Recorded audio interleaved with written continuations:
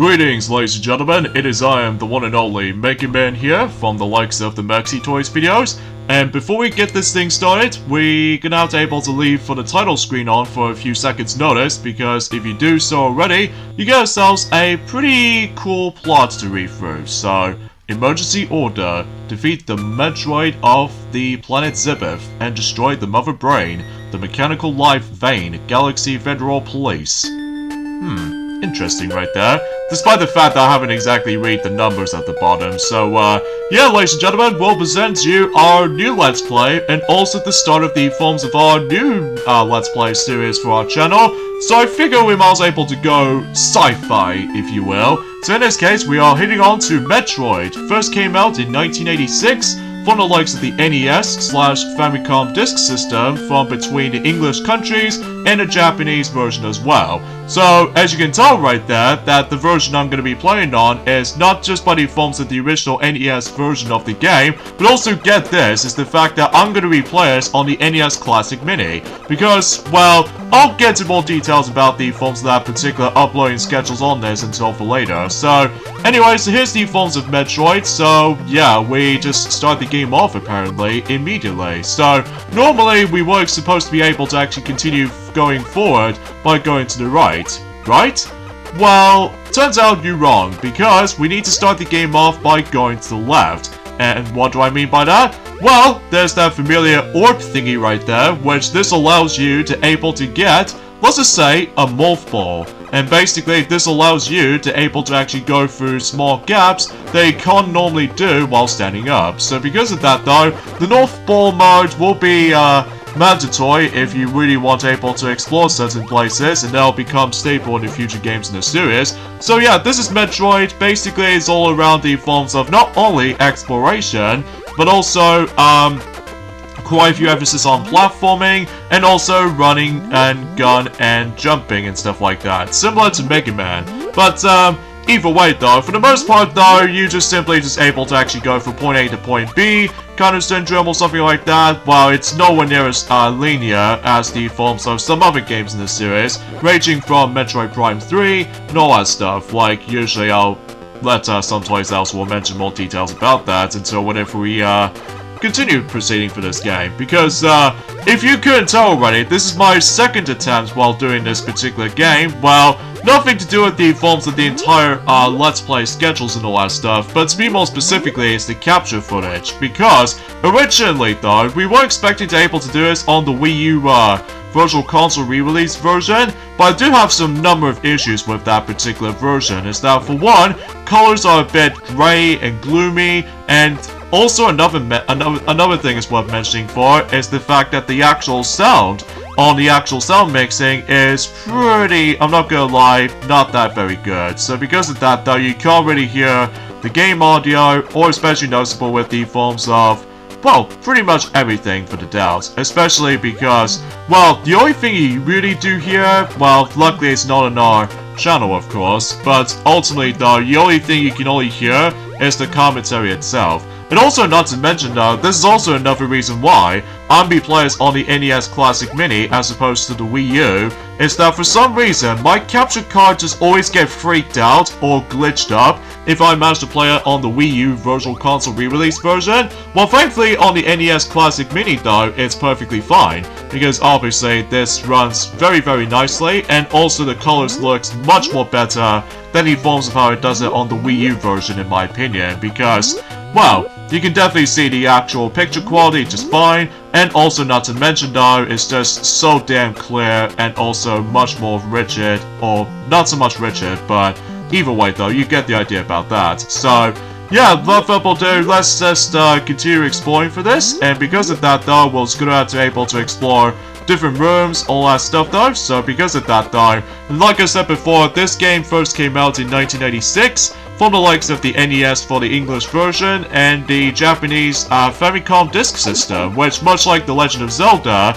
that basically though is the fact that if you ever play the Japanese version of the game, basically though is the fact that it gets like a very cool sound chip that basically allows you to able to hear some additional sound effects that you cannot normally hear from the NES version. So because of that though, and also another thing is worth mentioning for this point as well, I have to admit it though right away, for the first game in the series, well, it's nothing that bad, it's just it feels a bit, I don't know, not perfect by any means, but especially noticeable about the fact that, well, I'll get into more details about this later, because as you can see, we've stumbled across our missile expansions, which, in this case though, we do now actually access those missiles, which, the only way you can able to actually activate the missiles in this game is by selecting the select button for some reason, and I just got cornered, and looks like there's my first death, and my first game over, which, yeah, it is very similar to the forms of how it does it in Legend of Zelda, where basically the first game in the series is not only because it was quite archaic and a bit outdated,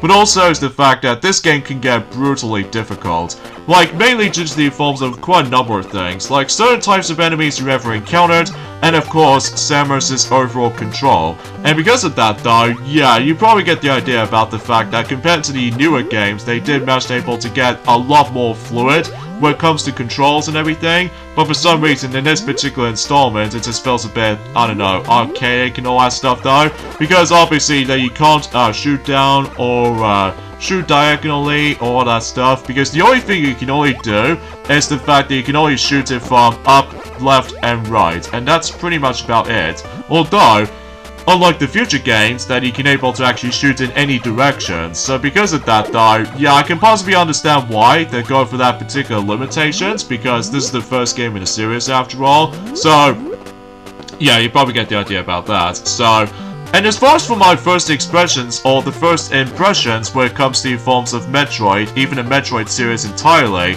I think the first time I actually stumbled across the forms of the Metroid game is technically not from the game itself, but to be more specifically with the character that's actually introduced to me, which appears to be by the forms of Super Smash Bros. Melee, whenever I managed the first time I played the game, and I did not notice what Samus Aran looks like, but it turns out about the fact that she was actually from, because I say she, because, well, I think I probably already, well, some people already know what to expect, what's gonna come up, but I digress. So as a result though, yeah, that was actually the first time I actually heard about the forms of the Metroid series when it comes to her debut from the likes of Samus Aran. So, yeah, she appears to be by the forms of a bounty hunter and stuff like that. So, yeah, you get the idea about that. So, but my first ever experience when it comes to Metroid games entirely, which is ironically is the first game in the series. So because of that though, despite how difficult the game can be sometimes, especially noticeable with arcade controls and all that stuff though, but that's to be expected because this is the first game in the series, like I said. So anyways, let's go and open up the... Whoa.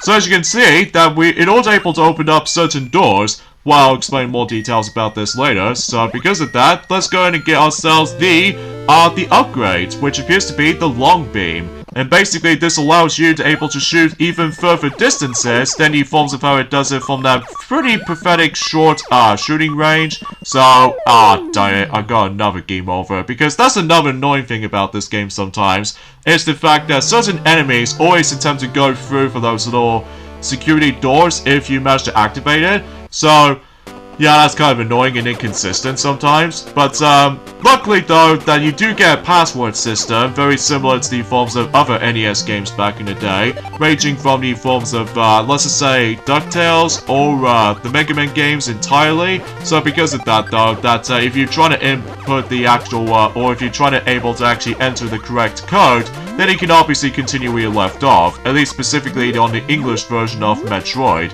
However, unlike the Japanese version, which is to be more specifically the Famicom Disk System, basically that particular version does have a save feature, so I honestly have no idea why that English versions never seem to get the save feature, although I do know for the fact that the Game Boy Advance re-release version of Metroid, along with the forms of the NES cartridge version, you know, with the grey cartridge and all that stuff for the Game Boy Advance, at least in the NES version, does have a save feature. So, I honestly have no idea why they managed able to actually just, well, we don't get a save feature whilst the Japanese version does. So, because of that though, it sort of feels a bit similar to the likes of the forms of, let's just say, other games as well, ranging from the forms of, let's just say, Castlevania 2, no, not Drago's Curse, because that's the third game, but to be more specifically, I keep on saying Dracula, because I keep thinking about the third game of the Castlevania games. What I meant to say,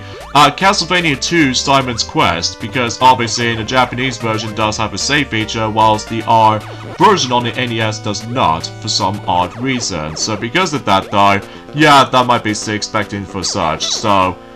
Anyway, so let's go ahead and climb all the way back up again, so that way we can able to continue where we left off. Because after all, that we've, luckily we do manage to able to save our, missiles count, as well as the forms of our long beam that we still equipped with us. However though, that your health will about be able to actually restore back to 30. So because of that though, yeah, it's kind of annoying and inconsistent, where you're able to come across into a lot of game overs in this installment, but... Either way though, that's to be expected with the first game in the series, but hopefully in the future games in the series that we don't able to actually come across into a whole bunch of game over sometimes, but yeah, because of that though, because you know, this game is incredibly archaic after about, you know, this game is, you know, more than 30 years old at this point, so because of that though, yeah, I can't even believe, or actually kind of think about it, it's 35 years old, actually, because I keep thinking about Kirby and stuff like that, but I do know for the fact that Kirby is already on the 30th anniversary right now, so because of that though, yeah, that pretty much explains all that stuff, so... And also another thing is kind of worth noting for that, yeah, every once in a while that this game does have a lot of frame rate issues, which to be expected with most early days on the NES games back in the day, but it knows what it is, so...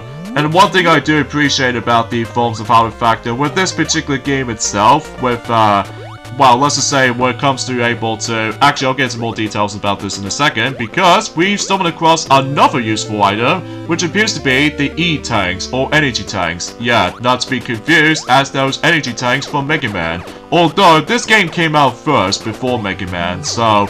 Yeah, basically what those energy tanks can do is the fact that this allows you to able to increase your health. So because of that though, just make things a little bit more easier and self-explanatory at the same time. So yeah, you get the idea about that. So, and every once in a while, as you notice, that we actually stumbled across those particular security doors. And in order to able to open one of them, well, to be more specifically, the blue ones most likely, basically all you have to do is basically we have to use the actual normal blaster in order to able to actually deal with some shots on that blue door. But there's also the red doors, which can only be actually accessed if you somehow manage to able to get a lot of missiles. So because of that though, like take this room for example.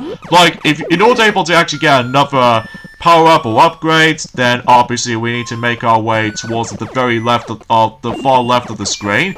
And because of that though, if you're trying to make your way while bypassing for those enemies entirely, assuming if you're able to decide to kill them, and basically though is the fact that you can able to pick up some random item pickups, ranging from more missiles and also some more health pickups, and I think that's as far as I can say about it.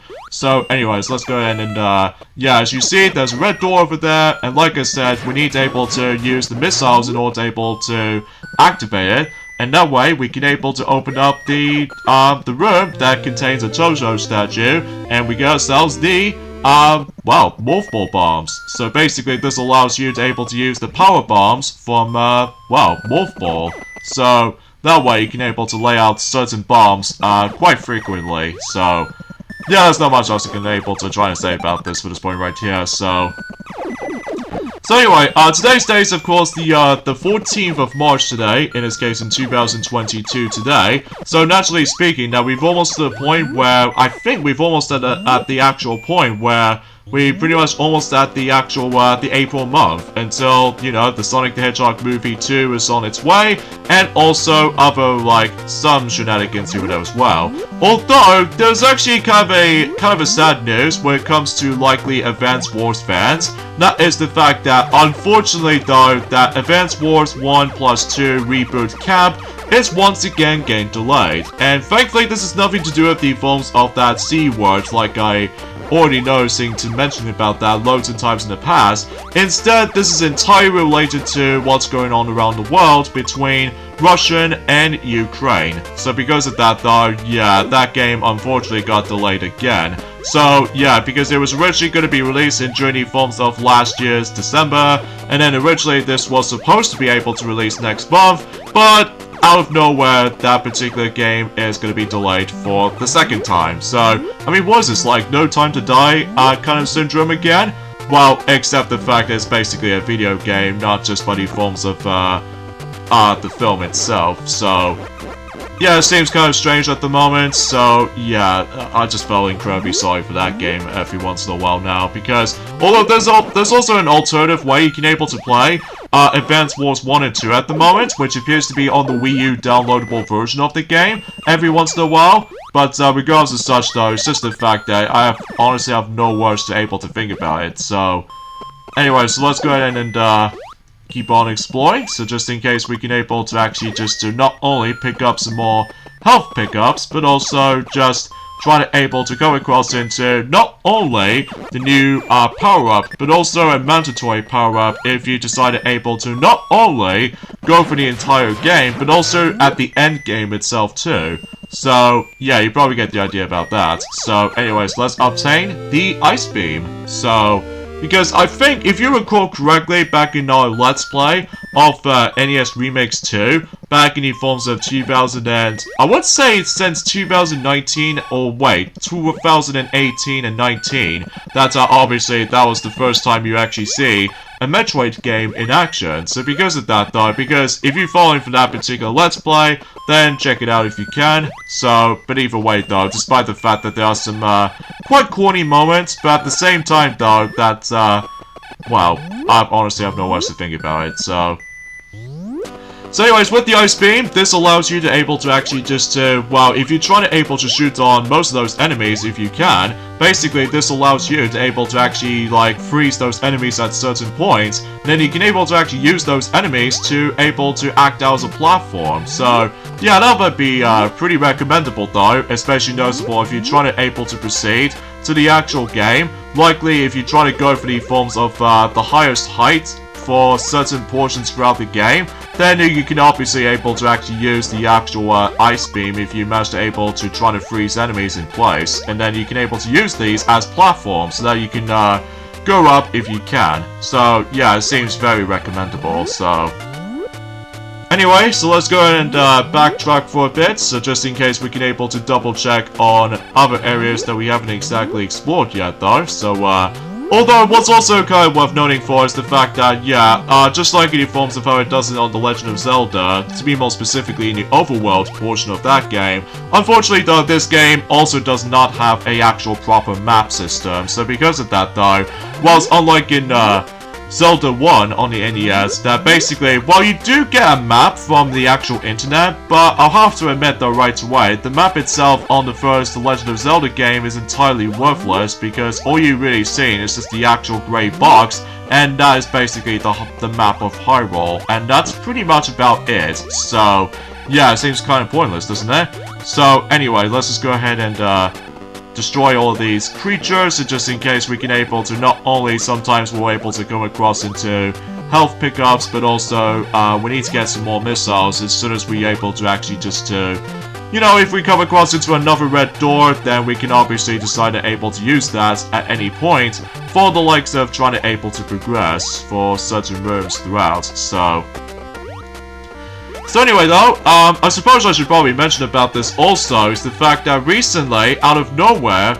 that during the course of the Happy Mario 10 Day from about a few days ago, apparently there's going to be another new set of LEGO Super Mario set, which not only does it contain Princess Peach's castle, but there's a third variant for the sake of the forms of the actual well, activating that particular... Well, it's kind of hard to explain, because I know for the fact it has been a very long time since I actually known about the forms of LEGO Super Mario set, but apparently that Princess Peach is going to be on the 3rd player department this time, which I'm pretty sure that she'll be functioning the same way as Mario and Luigi. So, yeah, apparently that we're now going to be getting LEGO Peach out of everything. So because of that, though, I was assuming about the fact that she won't be able to actually have something technology-based, but it turns out it did. So, I mean, I guess it's kind of similar to the forms of how it does it in Super Mario 3D World, that basically Peach was playable in Super Mario 3D World and Super Mario Bros. 2 as well. So, it makes sense they're able to actually make Princess Peach joins in. So, yeah, that's nice. So anyways, let's go ahead and activate the Moth Ball, so that way we can able to avoid certain enemies like this. Yeah, there's no way you can able to shoot and crouch either, so because of that though, unlike the future games in the series, that you can able to have the ability to able to actually just crouch and shoot sometimes. So, a bit of lag. Oh god, okay. Hopefully there should be a missile expansion right here, so that way we can now able to actually carry up to, like, I would say for about 15 missiles or 10 missiles. I honestly have no words to say because, well, I honestly wasn't paying attention to it at all. But regardless of such though, we'll just keep on moving, so... Because yeah, in my first test run with the forms of this particular Let's Play, not on this particular NES console mini version of the game, but more accurately on the Wii U version of the game, that it went really rough on my first attempt doing this. But thankfully, on my second attempt, which is right now, thankfully it's gone a lot more better than I thought it was, so... Because thankfully though, no capture card glitches here and there, so that's good news. And also another thing too is the fact that with a better sound mixing, because it is so damn awkwardly quiet from the likes of the forms of the Wii U eShop version of the game. So I honestly have no idea why they managed to bring up into that such. So anywho though, so anyway, now we got ourselves the second energy tank right here. So self-explanatory to get. It's just the fact that we need to approach all the way to the right side of the forms of this particular room. So yeah, you get the idea about that.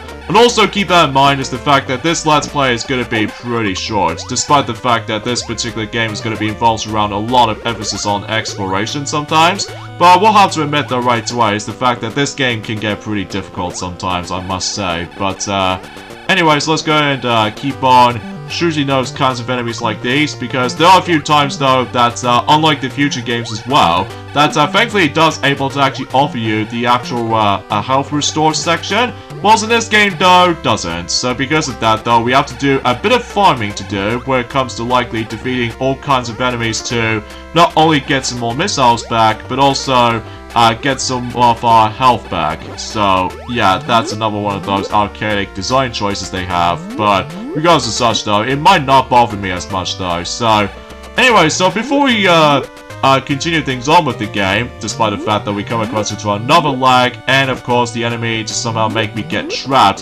from that particular transition with that particular opening door. So yeah, it's not pleasant though if you get hit by that so many times. So anyways, if you couldn't tell already what I'm going to be doing right now, and that is the fact that there's actually a way you can able to actually just to speed up the game up by getting ourselves a bit of a important suit that we can able to get, and that is something to do with this particular section, even though it's going to be involved around on timing based. So because of that though, as you notice that we actually keep on shooting that breakable block right here, specifically 5 blocks to be more specifically. That way it'll pretty much lead us to somewhere, although normally you're supposed to able to actually get ourselves the most important upgrade of them all though, but that will save up for later. But I'm gonna do the actual the quickest way to do it, despite the fact that most people always attempt to do the normal way to do this. But it's actually gonna be RMG moments right there, because there are a few times though it's gonna be involved around not only luck based sometimes, but also some emphasis on skill based sometimes. But either way though, it's got to re-entering back into that same room again, and hopefully we can able to succeed.